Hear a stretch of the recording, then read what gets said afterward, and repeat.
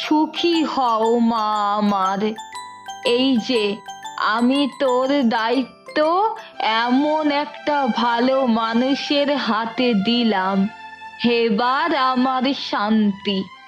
এবার আমি মরে গেলেও আমার কোনো দুঃখ নেই। আর যদি এমন কথা বলো, খুব বকা খাবে কিন্তু। তুমি এখন মরবে কেন? আমি অষ্টমঙ্গলায় এসে তোমাকে আমার বাড়ি নিয়ে যাব। ততদিন তুমি নিজের খেয়াল রেখো ঠাম্মা। আমি খুব তাড়াতাড়ি আসবো। ঠাম্মা, তুমি আমাদের সাথে গিয়ে থাকো না ও বাড়ি। আবার কিছুদিন না হয় ও এসে তোমার সঙ্গে থেকে যাবে এ বাড়িতে। আচ্ছা বাবা, ঠিক আছে। এখন তোমরা এসো, তোমার বাড়ির লোক অপেক্ষা করছে।